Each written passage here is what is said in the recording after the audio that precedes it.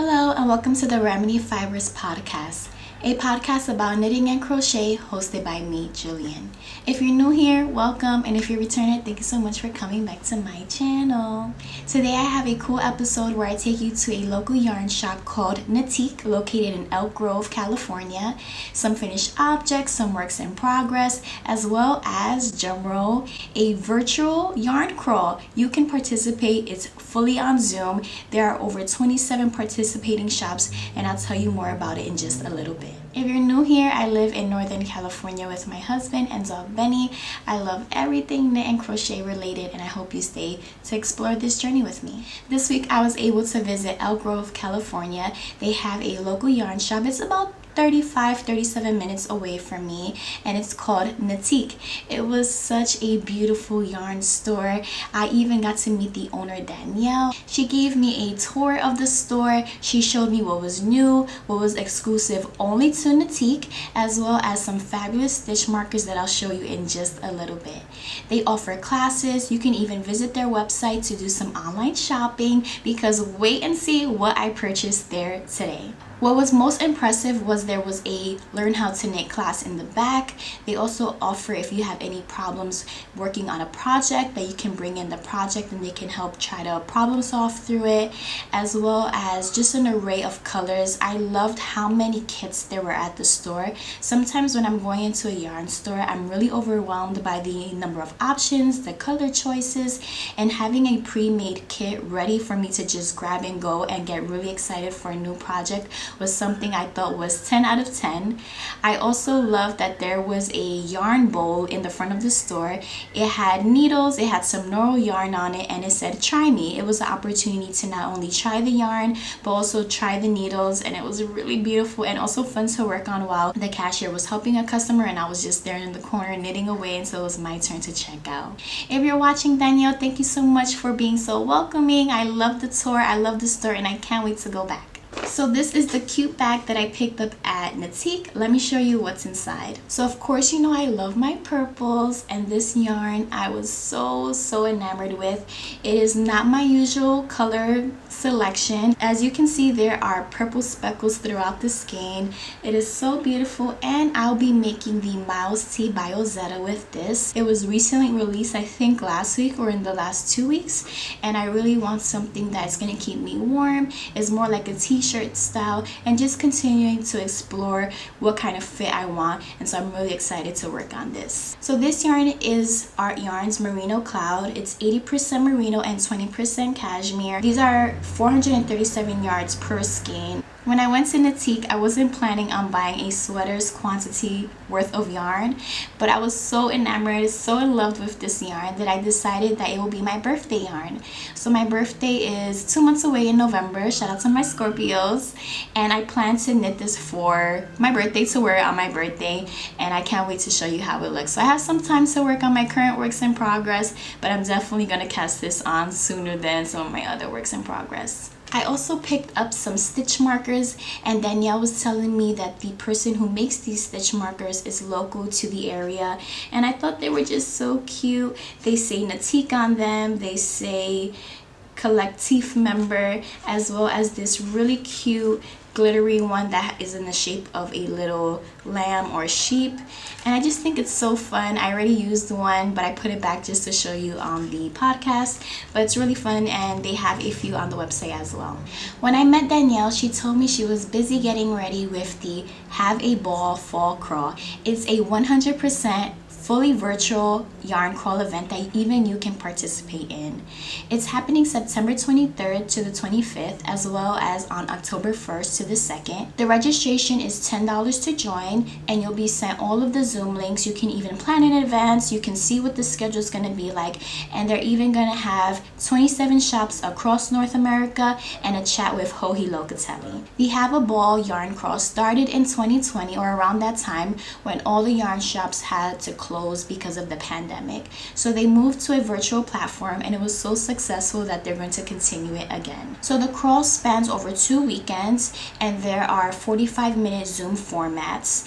Each shop is going to present what's exclusive to their shop, what's new, different types of kits, and there even will be prize giveaways. You don't have to purchase anything to get a prize. You just have to pay the fee to enter into the Zoom schedule, and then boom, you're in. You're entered to be potentially a winner for a prize. Also, all the presentations have different time zones, so if you live on the East Coast, you can pull up your schedule. Since I'm the Pacific time, I'll pull up my schedule, and if you're not able to make one because of the time zone, they will also be recorded so you can watch at a later time. I think I'm going to join this yarn crawl virtually. I'm excited to see there's some stores from New York, some stores from Canada, even some of the stores on the West Coast. Knitique will also be there to feature some of their yarns, and it just seems like a fun opportunity to engage on a virtual platform for yarn. Why not? And I really love in-person yarn crawls, but given how much stores are going to be actually participating, I think I want to see what they have and what's available for this upcoming season. As for works in progress, I finally cast on my buttons for my Felix cardigan. It's so cute. It was so fun to work up. Since I'm wearing a sweater already, I'll just insert a picture of how it looks. I'll also include some video footage of me trying on the sweater once I added the buttons. I'm so happy that I knit my first cardigan, but it is on the bigger side, and so one goal of mine is to continue to work on my cardigan skills. I want to admit that even though I gauge swatched, I don't think I wet blocked it, and I think it kind of grew larger than what I anticipated, even though I had previously met gauge. So I'm so happy. I wear this all the time, especially on my night walks with Benny, but something that I want to improve on. But it's my first one, so I'll give myself a little grace. It's kind of hard to beat yourself up when the finished object doesn't fit quite as how you like it. The next finished object that I have is some more face scrubbies. So I'm not quite sure if I showed these last time, but I have two bigger ones, and then I just made a small black one. I think dark colors are better, especially when you're washing your face, washing makeup off, and I hope to make them more this size. I feel like it's easier to wash on your face rather than having this big floppy flimsy one. The pattern asks for you to make it this size, and then I just omit one of the rows on this one. So I hope to make maybe a 3 set and then do giveaways and give it out to people. So finish some more face scrubbies. This pattern is called Face Scrubby by Kylee Keller. It's on Ravelry, it's free, and there's also a free video tutorial for you visual learners out there. My last finished object is my 2x2 hat. This is the hat that I cast on last week. It is the yarn that I picked up from the yarn store in Oakland called A Verb for Keeping Warm. It's on the Horizon base, dyed indigo. My hand were blue every time I knit on it, and I didn't need 2 skeins. Okay, I did need 2 skeins, but I barely touched the second skein. I'm glad that I have it so I can finish the hat, but I'm hoping that I can cast on a second hat for myself, but since I don't have enough yarn, it wouldn't have a brim. It would just be a brimless hat. But let me try it on for you so you can see how it looks. So this is how my hat came out. It's actually not my hat. I knit this hat for my husband, Bray. He tried it on. He was not happy about taking a picture, even though I told him it would just be for Ravelry. He did not approve, but I'm going to sneak a picture in here so you can see him. I asked him to model for me, just kind of looking out the window in his hat. It is a nice, beautiful hat. It's really warm, and I just hope that he loves it because I do. This pattern can be found on Ravelry. It's free. It's a 2x2 ribbed hat by Anne Gagnon, and I just love it. It's really fun. This is the 3rd time that I've made this hat, 3rd or 4th time, and it's just 2x2 all the way until you get to 8.5 or 9.5 inches, and then you kind of just start working the decreases and you're done. I would like a pom-pom on this, but I know Bright would not want a pom-pom, so once I knit my version of the hat, I'm gonna add a pom-pom 100%. As for my works in progress, I did not work on my Rhinebeck roomies this week. This week was actually move-in week, so we helped move in about 7,000 first years, around 6,000 to 7,000 first year students. So I've knit as barely as I could, and I didn't get a chance to work on my socks, so they're still where they're at, but just wanted to show you the progress on that. My next work in progress has been a struggle.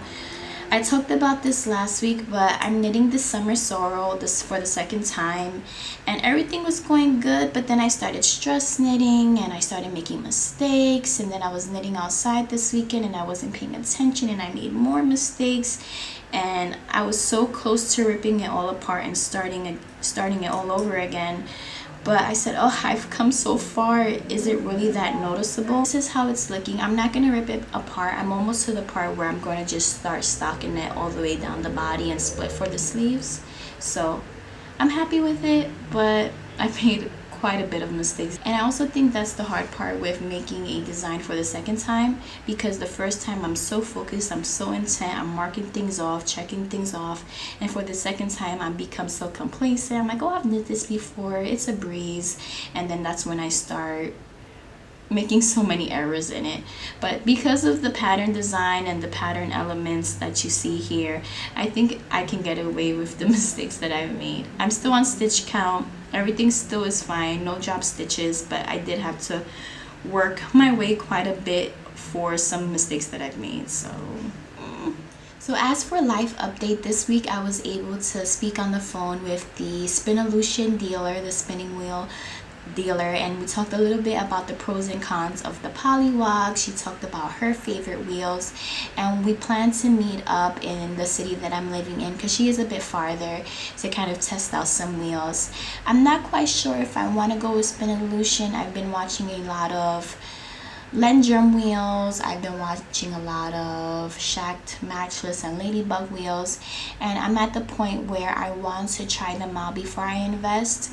I didn't tell you all, but back when I got married, we used a rental car and they charged us a ridiculous amount of money for a little paint scratch that was chipped off. We had no idea, there was no reason that could be us, but they still said it was our fault. And so it took about 5 months working with the claims, working with the company. We finally got our money back for the claim, so always get rental insurance if you are renting a car. But we got the money back, and so I'm able to buy a spinning wheel now, but I'm going to take my time in choosing the right one for me and try out some wheels, just because I don't want another Ashford Kiwi situation.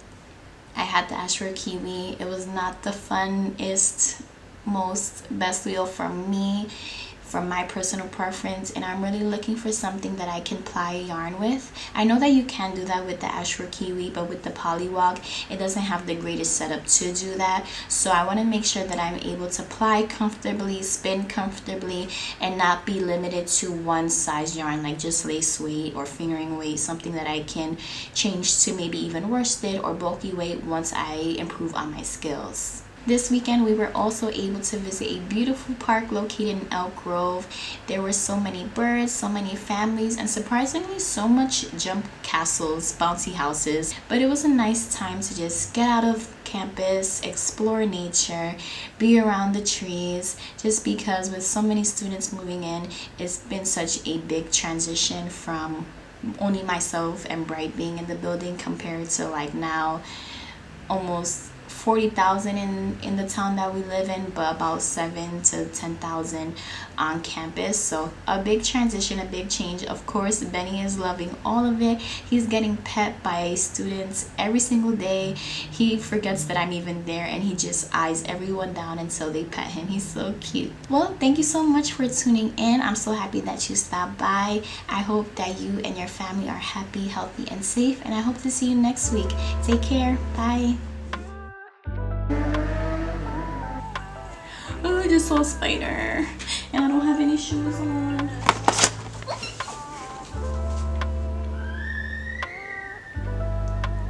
What is that?